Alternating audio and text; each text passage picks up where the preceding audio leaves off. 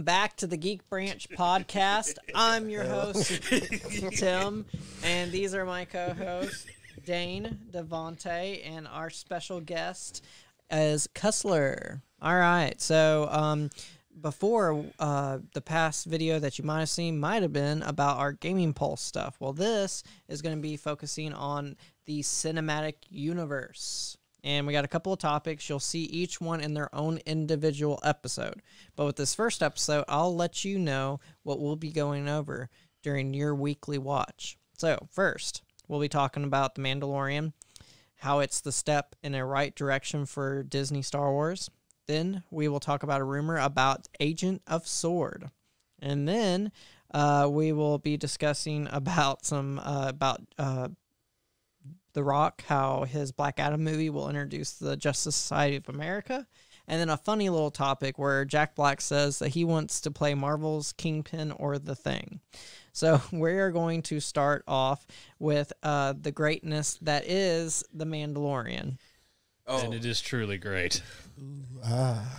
Finally, something made by Disney with Star Wars that feels like Star Wars. We haven't been here since Rogue One. I mean, Rogue One... Solo was okay. Yeah, but we still haven't been here since Rogue One. Back when we believed that Disney would do a good job. Solo was just a product of bad timing. Yeah, it truly was. I watched Rogue One today. Actually, that Vader scene is epic. Oh yeah, one of the Chill most pumps. terrifying. Yeah, right, dude. He just turns on that lightsaber and is like, "Every one of you, go the opposite way." And I'm like, so good. Get this door open. Get this door open. I'm just like, I feel you, man. They felt death. They knew what was happening. Dude, no, the one that gets tossed to the ceiling. Oh my god, just boom, and I'm just like. And he stays there. Yeah. He doesn't come back down. I watched it. I waited. But back to The Mandalorian and its greatness in itself. Because we've only seen one use of Force powers in The Mandalorian. Yes. By the greatest Force user ever. Baby Yoda. Okay, I just want to ask a question. Did y'all notice that he grew hair when he did that? Really? He grew white hairs after he used the Force. Well, I mean, the Palpatine would age when he used... Well, Palpatine was actually already kind of like old. That. Yeah. Yeah, he was just... He only became grotesque after getting lightning shocked by Mace Windu. Well, not by Mace Windu, but like when it got reflected back to him. Yeah, when Mace Windu deflected back. Yeah. Yep, I caught that. He grew tiny white hairs.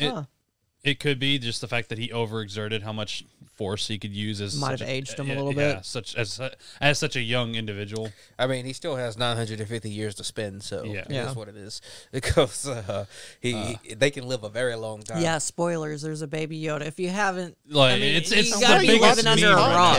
I mean, you watching us? I mean, you gotta be living under a rock if you haven't seen at least Baby Yoda. At least Baby Yoda somewhere. Which my wife is so excited that they're making Baby Yoda merch. Like I said in our group chat, thank you, Disney, for helping me with my Christmas gifts, because I know exactly one of the items I'm getting her. Yes, everyone should be buying Baby Yodas. Yes. My favorite meme is still, take the shot, Zarbon. Yes, Lord Frieza. Because Baby Yoda totally looks like Frieza sitting in his floating stroller. Yeah. With the ears being Frieza's horns from Form 1. Dude, no, it's so wonderful. And by the way, this goes back to it, by the way, that the best part of any post-apocalypse, especially zombie apocalypse, is the father-son or the father-protector relationship. I mean, I guess you can consider that as a form of... well, the Empire just died, so Empire sort of an fallout. yeah. I just want to say, first thing first, The Mandalorian is carrying Disneyplus right now. Entirely. Entirely. No, Disney Plus is being carried by Mandalorian and nostalgia. Yeah, and The Simpsons. And The Simpsons, I guess. Nostalgia trip. That's like week, Tim. like they try to hype up The Simpsons, but that's like the one thing I really haven't heard anyone talk about. Yeah, besides the controversy. Yeah. But so the aspect ratio that they put it in. Yeah. So look, the wow. Let's break down these episodes. Wow. Like, let's go episode by one. episode. Yeah. So okay, so episode 1 didn't sell me. Okay, because it was just really cool to look at, but it was short for one. Yeah, it was, that's the funny part. It's the longest one. Yes, I know, but we thought they were going to be hour-long episodes. There's only 8 of them, I think, right? Yeah, there's 8. Yeah, so we thought so they were it's going to be essentially going to be like a 4.5 hour long movie. film. Yeah. So we sit there and we're like, okay, well, that was shorter than I thought it was going to be, and I don't know anything about this character, and it was impossible to characterize him because you can't see his face. Right, but he's staying true to his... Well, that's not the way Mandalorians have traditionally worked. In most canon that we have, not counting like old-fashioned Mandalorian EU, right? But back when the Crusaders were around, yeah, most Mandalorians take off their helmets rather often, especially if you look at like Star Wars Rebels when they have the Sabine, her helmet was off like all the time, 24/7, her entire clan. So it's definitively what I think it is they're bringing back old Mandalorian traditions. Yeah. Well, it seemed that way when. They bring that up in episode 3. Granted, we're getting ahead of ourselves, but yeah. But what my point being is just like, okay, that's a little bit bizarre, and I'm like, okay, all these Mandalorians are camping out in one house, and I'm just like, only one of them gets to leave at a time. What's going on here? Well, clearly they're trying to bring back the Mandalorian race. Yes. Yeah, and you can't keep them down. They can destroy them multiple times, but they come back. Yeah, there will always be a Mandalore the Preserver. But my point being is that I'm sitting there and I'm like, well, it feels like a Western. As it should. The score is a little bit too on the nose. It's almost forceful at times when they're emphasizing how Western the show actually is. When he's walking by himself. Yeah. The whole outlaw atmosphere. Yeah. And it wasn't what we were expecting it to be. It started out that way, but like I was expecting it to be much more darker and much more gritty. Yeah.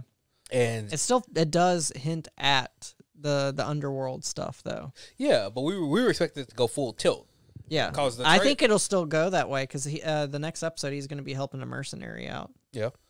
In the opposite vein, episode 1 had me completely because I was there. That the beginning bar scene was absolutely perfect. He barely said anything, took out 4 guys, and came to collect his bounty. That's how it should be with the gunslinger and then protagonist. And then him with the I don't know what the alien race is called, but the alien on that planet where he's trying to learn to ride this thing. He's like, why can't I just take a speeder? That'd be so much easier. He's like, no, you have to ride this thing. I was like, all right, that I really like that, especially given. Oh, you mean the Urgnot? Yes. Yeah. I didn't know what I don't know. I don't remember their names. I don't remember their race names. And then I'm terrible at human names that I meet. Yeah, I had coworkers that were sisters that look nothing alike, and I would get their names mixed up all the time. It's okay, Tim. We understand that you're vocabulary challenged. And then seeing him with the IG droid, hear my wife laughing in the background. Brought back very terrible memories because I still hate those IG droids. Only because I don't remember what old Star Wars game it was, but it was an old Star Wars game. And probably I always Knights of the Old Republic, I would think. No, it was something on I think the GameCube, and it was you were playing a character that was similar to Han Solo, and you got to a point where you're like in a trash compactor and you're having to fight an IG droid, and I could never beat it. Yeah, that would be Rogue Squadron. Is it? Yeah, the only two GameCube games were. Sorry, it's not GameCube game. It's 64. Oh, okay. Because I was gonna say Rogue Squadron 2 and Rebel Strike was because I'm pretty sure it was 64 then, but it was and then there was a couple of others. They had a Star Wars Clone Wars game on there too. Yeah. Oh, Jedi Outcast was on there as well. Yeah. But no, so like first off, yes, the IG droid. To see an IG droid, because IG 88A and 88B are such integral parts. Yeah, just part of the lore. And I'm just like, is that an IG? For true Star, like the ones that like the expanded universe and played Knights of the Old Republic and stuff like that. Right. So that's another big thing about episode 1. Episode 1 is for true Star Wars fans. Yeah. They didn't have any type of like normie appeal at all. It was like if you were walking in blind, had never watched any Star Wars, and you're just like, I'm not sure I'm going to. They pulled normies in at the end of the episode with Baby Yoda. No, they pulled him in with another character. I take that back, and I really love this character. It's Nick Nolte's character, where the one that says, "I have spoken." Yeah, the Urgnot. Yeah, the Urgnot. Yeah, I have spoken. That's the one where normies started. Because they were doing it's a meme. They were doing the Marvel thing where they got a character that does a bit. Yeah, a quirky thing like that. Which and it is I very loved Marvel, by the way. I love that. don't get me wrong, and Nick Nolte did a great job. I didn't even know he was still alive. So, but rather than being a Star Wars character, hands down, as we continue on, especially after Episode 1. yeah. No. In fact, no. During Episode 1. But it makes sense that there's Marvel ticks because it's being showrun by Jon Favreau, who made Iron Man 1 and 2. Yeah. Just side note. No. But here's the point, though. He is a Marvel character. He's not a Star Wars character. He's a Marvel character. Because especially during that fight with the IG droid, having to team up with the IG droid. Yeah. Dude, come on. That not feel like a Marvel scene? No, don't self-destruct. It was definitely like a Marvel thing. But the IG droid was voiced by the director of Thor Ragnarok, Taika Waititi. Yeah. I can say his name right. We have to say it a lot since Jojo Rabbit. Yeah. But regardless. Maybe. It was. But no. So all the things that can be said about the first episode, I was like, okay, this is good. This is much better than I expected, but it's not what I expected. So I gave it like a 7.5. I'm like, all right, I can get behind this. I was behind it in episode 1, Yeah. but I'm easier to sell than you. Yeah, I am pretty harsh on that end. And then there was enough mystery in episode 1 to get me interested. Like the flashbacks with the forging of the armor, them calling Mandalorian iron Beskar, Yeah.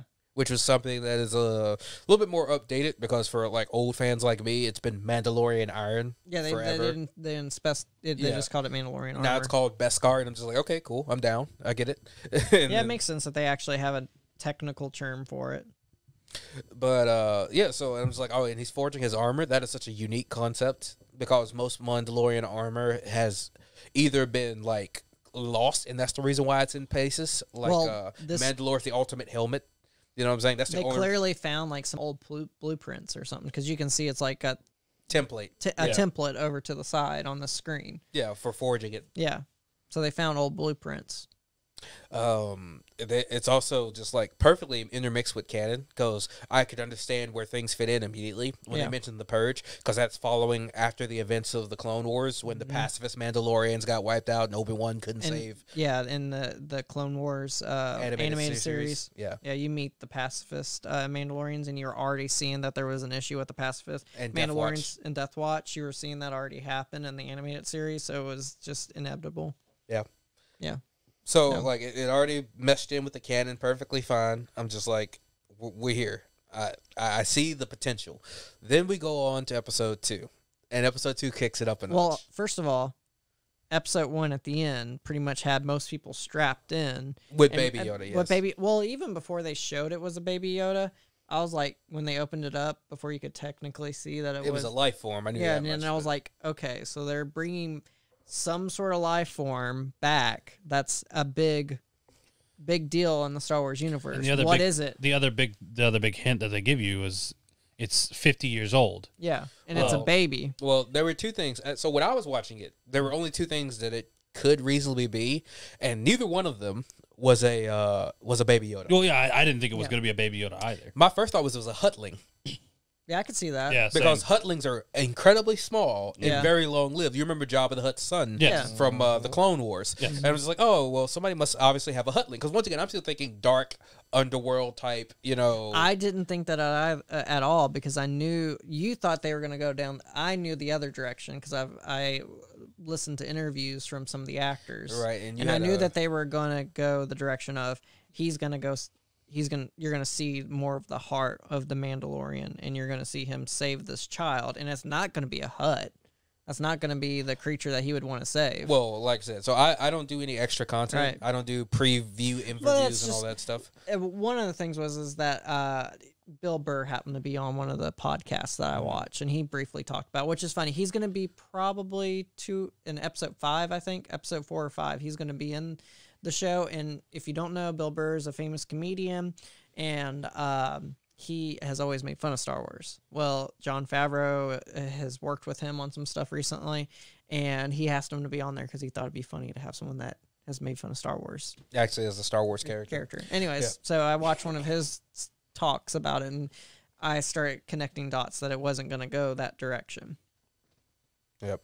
So that was one of my first ideas. Was that, like I said, it was a Hutling because it fit my ideal of what I thought the series was going to be. Because once again, I always avoid extra content that's not related to the actual source. Right. So if it's a source book, like you have to read this before the movie comes out, I will go and read that. I'll pick up that. But if it's like an interview or Something like that, you know, sneak peek and previews and all that jazz, I avoid it like the plague. Except for the thing you tried to read for the new movie, and it turned out to be I couldn't, man. Marvel, you've disappointed me so much. Anyway, we're gonna get off subject there.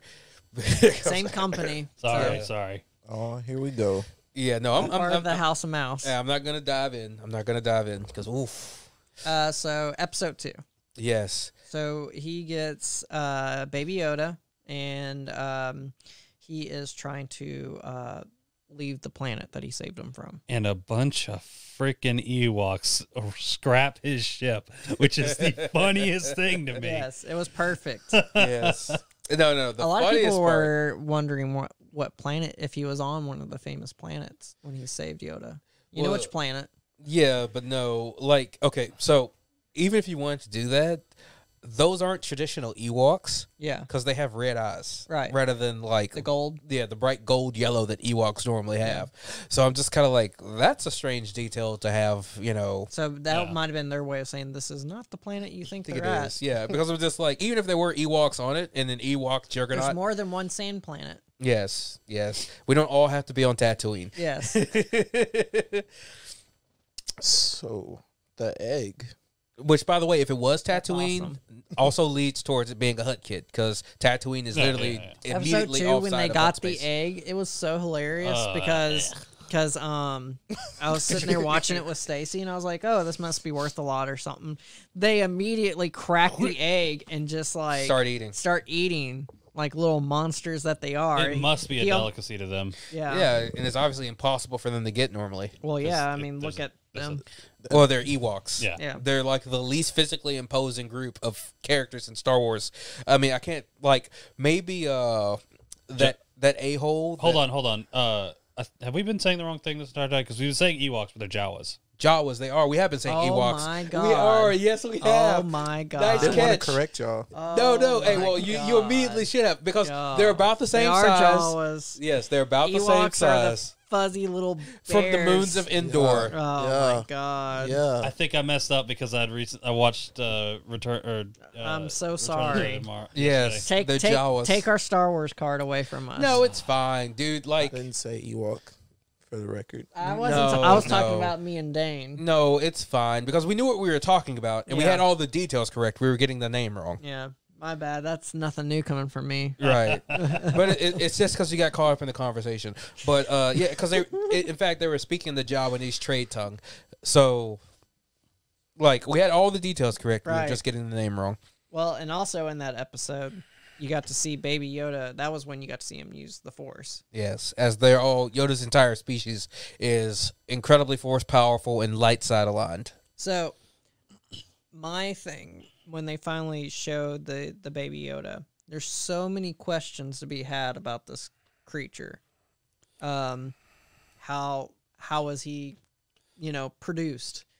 Who's the mom and dad, or are they made in that way? Like, how do we know nothing about his their species. species? So, Because it's not Yoda. Yoda's not the dad. Well, no, because they tell you off the bat that the kid's 50 years old. I just don't see Yoda being the dad, though. I understand, especially because he would have left his child to go hang out on Dagobah. Yes, and then he would have also broken his Jedi code. And we know that Yaddle dies, because that deeply affects Anakin. Yeah. So... Yaddle is another of Yoda's species. Who was on the Jedi Council in Yeah. the prequel movies. Yeah, you saw her, if you remember her, she was like in episode 1. So, granted, this is from me seeing the prequel movies recently, but something that it's between the conversation of Qui-Gon and Annie's mother when he literally asked who's the father, and she's like, there was no father.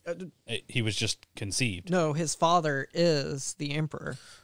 Well, no. I mean, technically, he literally was still conceived by the Force. Yes, he is still an immaculate conception. Yes, I remember that scene too but closely. the Emperor affected the during the process of her being pregnant with him. he purposely manipulated the Force and made it to where he was more attuned to the dark side. Now they revealed. I mean, they've talked about it before, but they revealed it even more so in a comic book. Now, recently. with me saying that, my roommate actually brought up something earlier today that I hadn't thought of, and it's a really good thing. So this baby is 50 years old. Right. Yes, during the Clone Wars. So which means he was born around the same time that Anakin was. So you're thinking that it was Seattle. No. Whereas Anakin was born and everybody thought was the chosen one. What if this baby was supposed to be the chosen one? No. You don't want to go the direction of it. This was the true chosen one direction. I will. No. Well, there are rumors. This is Star Wars, and you're watching the Disney Channel. I swear to God, Disney. Look, you got one thing right. This is the Mandalorian from the Mandalorian. You're watching Disneyplus. I will die. Don't you dare. I swear. It's just a rumor I've heard. I'm not saying Another it's true rumor. or Really nothing. good, or it could be really bad. Now you see why I think that way. Yeah, no, because that would immediately tank everything. The moment that even gets So you're vaguely thinking that this baby will also be conceived by the Force. Well, it was conceived by, in my opinion, it was conceived by the Force because we currently have no idea where it came from or how it was conceived. Yeah. But given the timing and everything, I can't accept Yoda as the father. It fits as being this was supposed to be the chosen one. Qui-Gon jumped the gun, if that makes sense. Now, granted, when he found Annie you also can't do my boy Qui-Gon like that. He already died too soon. I'm not saying Qui-Gon was necessarily wrong. I'm just saying he jumped the gun. the highest midichlorian scan. Yeah. Yes, Annie had the highest midichlorian count, even more than Yoda. Speaking of that, if they let George Lucas continue the new sequel trilogy, it would have been all about the midichlorians. I would have been okay with that. Yeah. It's better than the story we got currently. Yeah. Yes, anything's better than the story that we got But currently. the rumor that I've been hearing is that they plan on using this, as he gets older, obviously, the Baby Yoda as one of their main characters for the long haul for the universe of Star Wars. It could live as a whole for over 1,000 years. I'd be okay with that, as honestly. as the protagonist after they finish off this current movie. I mean, a perfect example of it is Jabba.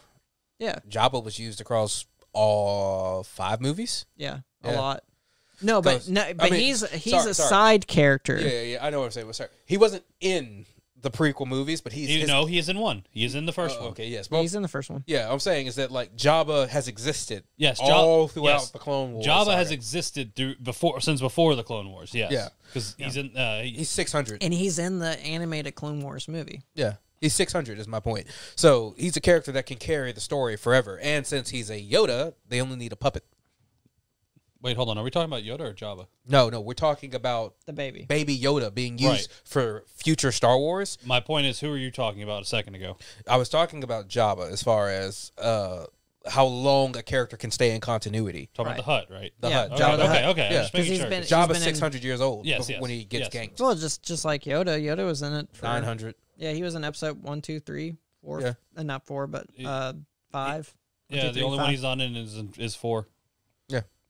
Yeah. Because he appears as a Force ghost in 6. No, he's in 6 because he dies in 6. 6. Yeah, he yes. dies in Yeah. 6. So he's He Yes, goes yes. back to Dagobah. Yes. and he's also in 8.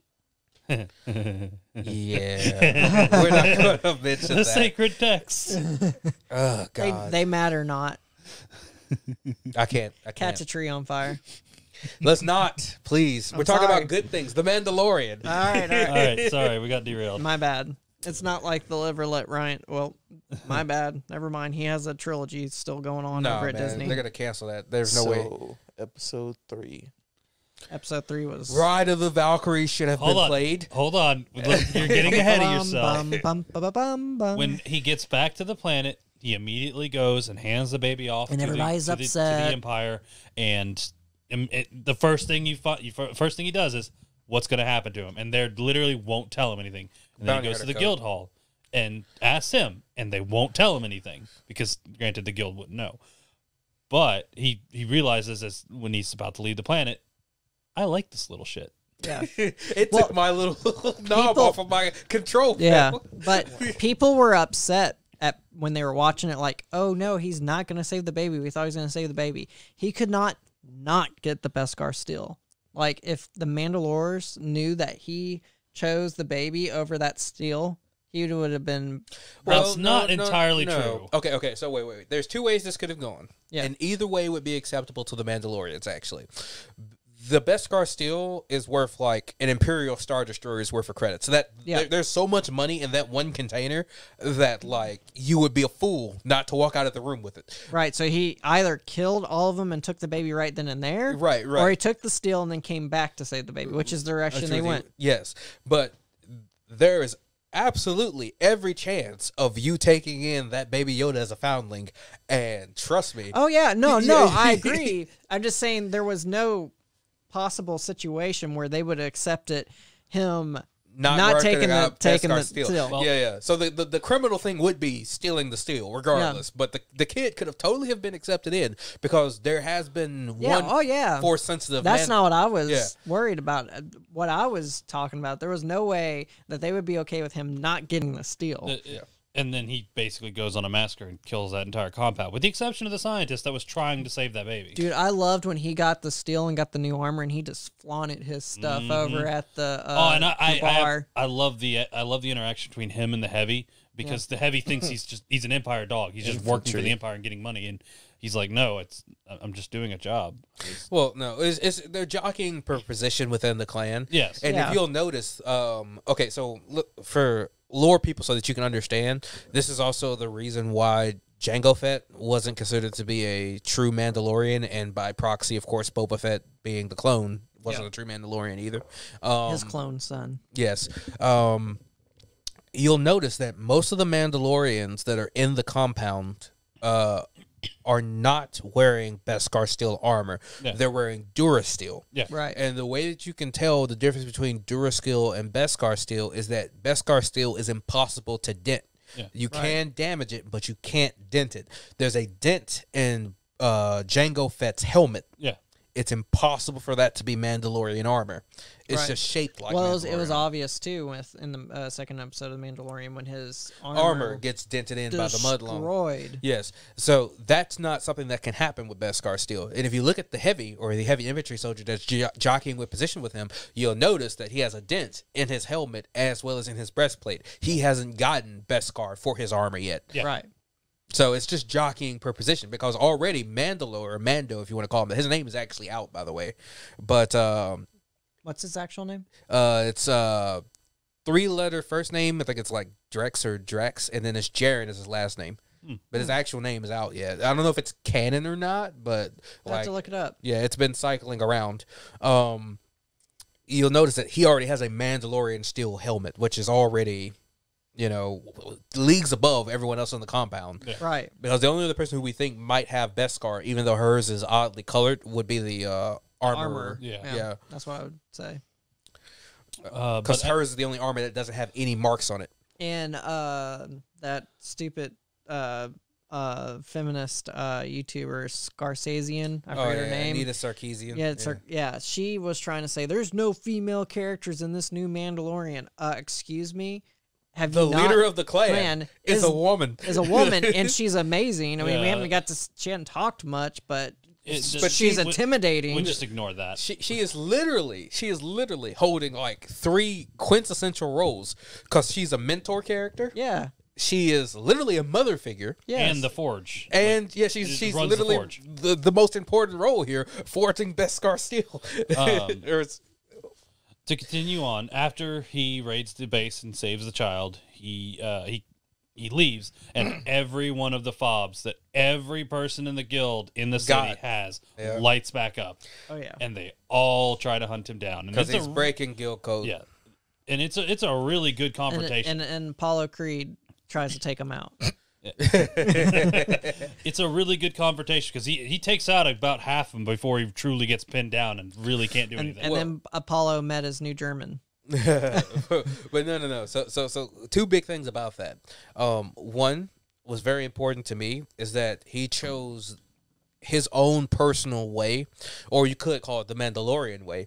This is the way. This is the way. Over being a bounty hunter, because one of the biggest things about Mandalorians in the canon is that after they were scattered to the far side of the galaxy multiple times over, they become bounty hunters and they lose their connections with their people, and that they will subside into other groups rather than thinking of themselves as one culture. Yeah. It is so important that he's like, he chose the side of his people. It goes against bounty hunter rules, and he's just like, I don't care, I'm not a bounty hunter.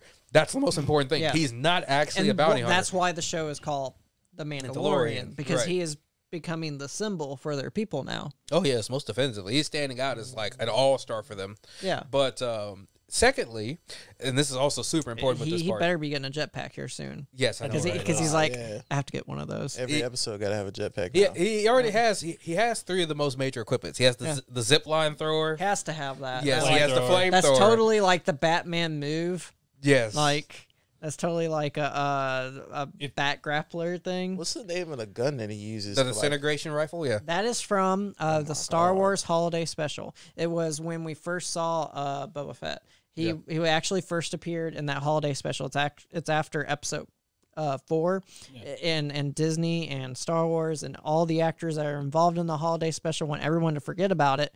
But he played there was a little bit of animation to the Holiday Special, and he was one of the animated characters, and that was the rifle on his back. And Jon Favreau thought it would be funny and cool to bring it back. Well, also it's highly illegal. Yeah. Disintegration weapons have been like illegal in Star Wars for a very long time. Yeah. So, and yes, it is a disintegration weapon. If you didn't notice, the Jawas, They're gone. Just like, And same with some of those guild members. Yeah, some of them guild members do not exist anymore. It was a nice ceasefire after that. Yeah, they're like, what? pause. It was like, That's what that rifle is? yeah. Also, another little Easter egg for things that are funny from previous Star Wars things.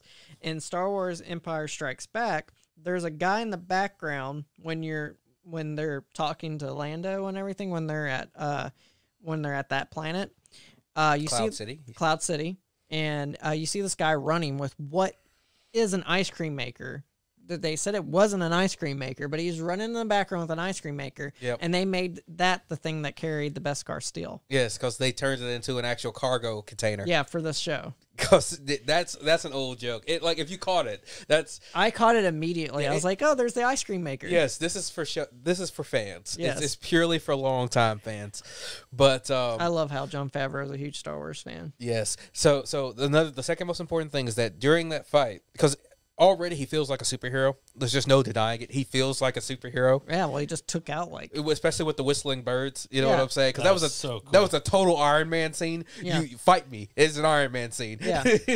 And so one of the things about Marvel superheroes is that, like, if you get together 20 mooks, you know, they're going to win. Right. Unless it's an actual supervillain, the Marvel hero is going to beat 20 mooks down. Tell him what the whistling birds are. Oh, okay. So whistling birds are homing darts made of Beskar steel. They're like maybe about anywhere between like 1 inch to 2 inches long, launched out of a miniature rocket launcher that's placed inside the gauntlet. And so what you do is that when you're surrounded by multiple antagonists, which unfortunately he already used it because he got surrounded in the compound. Yeah, they tell him at the forge, use this wisely because the excess metal from forging the armor gets turned into them. Yeah. And I knew immediately when she said that, okay, he's going to be using that this episode. Yes. Well, you know, it's Chekhov's gun. Yeah. You know, if you mention it, you have to use it. Yeah. But so what happens is that you launch them, and anything that is registered as a enemy combatant basically has a like 1/2 inch dart of adamantium is the next closest thing you can imagine it to be, but impenetrable metal driven through them, and it just kills anything. Yeah. Like there's no armor in the world that'll stop it. It will run through you and just exit you out. The only thing that will get in the way of it is like adamantium on adamantium. It would be you'd have to be willing Beskar. Yeah. Or you have to be a force user. Because a force user can prevent it from hitting them. But other than that, it's just like a one-hit sure kill AoE attack. That's super amazing. And it's totally an Iron Man scene.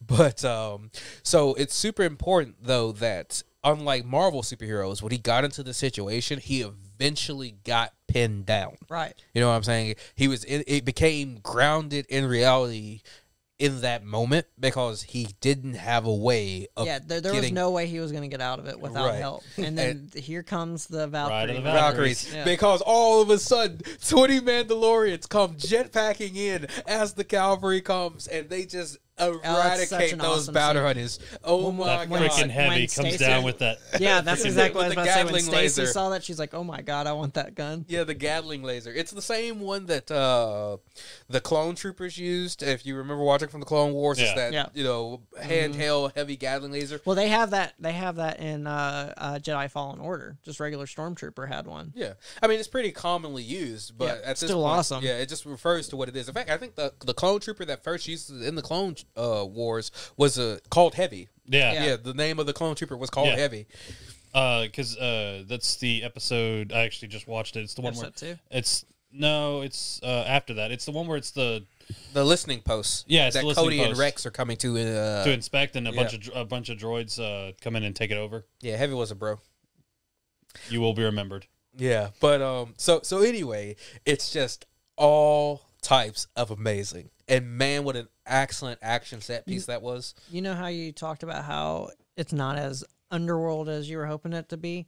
It still had hints of it when you heard when he was over at the bar and the bounty clan leader guy was talking to him about spices. Yep. The spice trade is one of the biggest underworld things in the Star Wars universe. So I was really happy they actually mentioned about that. Yeah, and spice is a drug that's sourced from a bunch of other planets, but it's like the primary drug of the Star Wars universe. So they did mention some of the underworld stuff. Mm-hmm. It's just not as heavily focused yet. Yeah, well, it's just not as dark as I thought it would be. Yeah, I mean, well, it's on Disneyplus. What do you expect? When we wrap it down, it's actually a live action cartoon. Yeah, that's exactly what he said to us honestly, the other day. And I'm okay with that. In another vein, it does give me a sense of nostalgia for playing the old Star Wars Bounty Hunter game on the PS2. If anybody else remembers that. Oh yeah. Especially whenever they show the whenever they're like at the forge and they show the symbol. I guess that's the Mandalorian symbol. That is the Mandalorian the symbol. mythosaur. Yeah. That is the creatures they used to ride. Django does have that as like his loading screen emblem when you play as him. Yeah, it's just hands down the standard Mandalorian symbol. Yeah. They didn't write them. They're the equivalent of dragons in their world. They're mystical beasts that there's no. They said that they were believed to have ridden them once upon a time. Like it's the same way that but it's the same thing as like in our mythology. Yeah. When you might have a dragon rider, and most of the myths or most of the legends for the mythosaur is that it's a supernatural combatant. It's like hunting a dragon. It's the big, like for instance, when he fought the Mudhorn, she brought up the fact that you beat a Mudhorn, that'll be your signet. Right. Right. But he wouldn't accept it because Baby Yoda helped him. It wasn't an honorable kill. Yeah. But the reason why the mythosaur is the symbol for the Mandalorian people is that one of their greatest legends is the first Mandalore hunting and defeating a mythosaur. Right. So it became the symbol of their people. Yeah, but most of the time it's an enemy combatant, burn down the village type of thing. So if they killed a Jedi, would they just use the head of a Jedi as their symbol? Probably it was more of like a lightsaber. I know, I'm just kidding. Well, no, because Mandalorians never had a hard time defeating Jedi. You could. They were their like if you wanted to take down Jedi, you call the Mandalorians, which is why in the Knights of the Old Republic 2 you see the Mandalorian Wars, which is literally just Mandalorians raffle stomping Jedi for like 100 years. Yeah. But no, Mandalorians are the best human combatants against Jedis, and the HK model of assassin droids are the other. Are the second biggest hunters of them. You got to have a deterrent somehow. Yeah. Well, it's just that Jedis have certain vulnerabilities, and Mandalorians are pretty good at exploiting them. In fact, you saw it when the first time... their whole fighting style is because of the Jedi.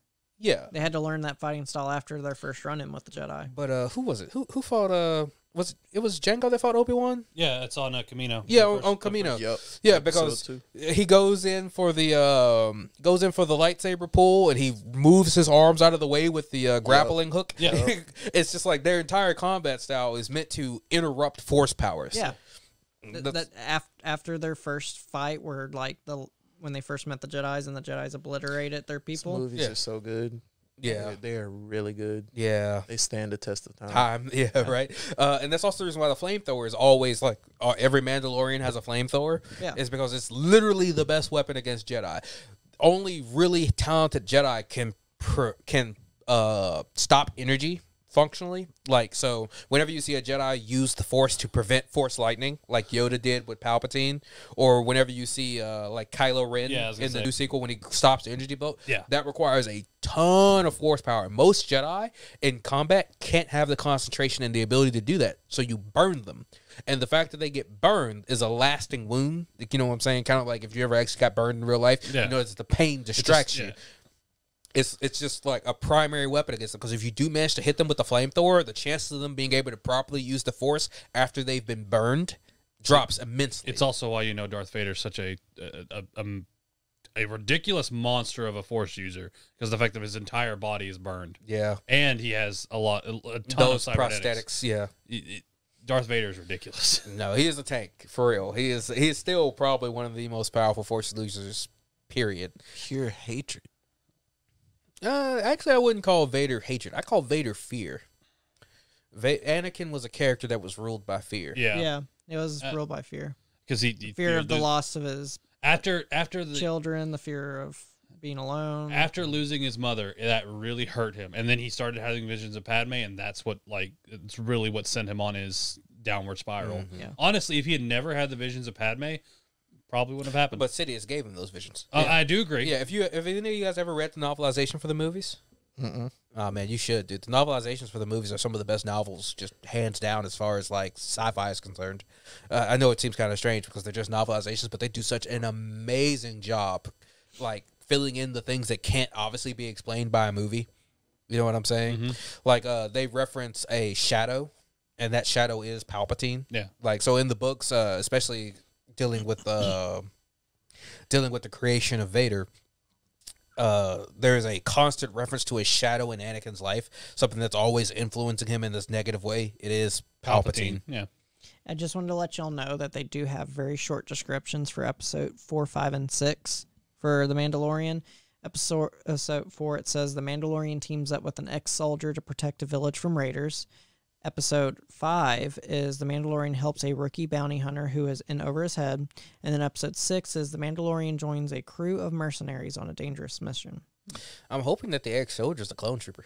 I am. Wouldn't that be I cool? already know who it is. Oh, you do? Yeah, I forget her name, but there's an actress. I was hoping it was going to be a clone trooper. I was hoping maybe Rex or something. Like Rex just... That would be mind-blowing. I wasn't expecting it to be like Rex or Cody. Yeah, those would be the two.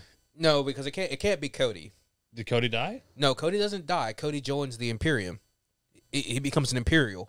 Well, I know Rex retires and runs off, remember? Okay. And Cody sticks along with Appo and a bunch of other... Well, I know Cody's one of the ones that, like, he's the one that gets told execute Order 66 and then shoots Obi-Wan.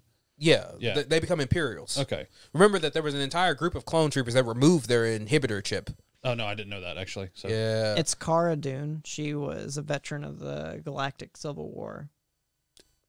Cara Dune? Isn't it Poe's mother? No. No, you sure? Because I'm pretty sure that, like, Cara Dune...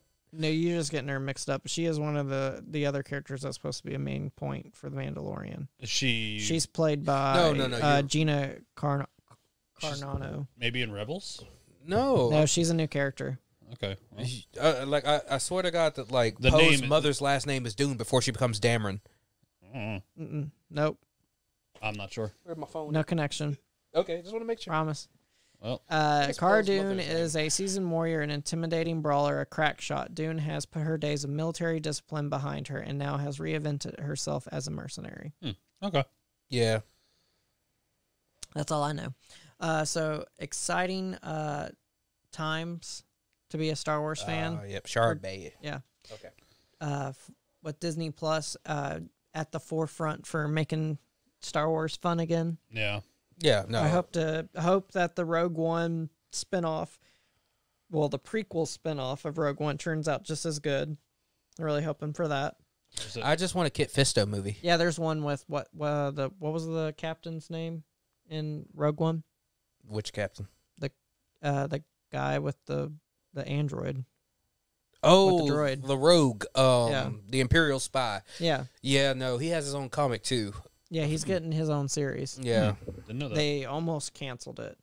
But apparently one of the people who wrote Rogue One got involved in the show, and so they didn't cancel it. I mean, it'd be cool if they just adopted the comic.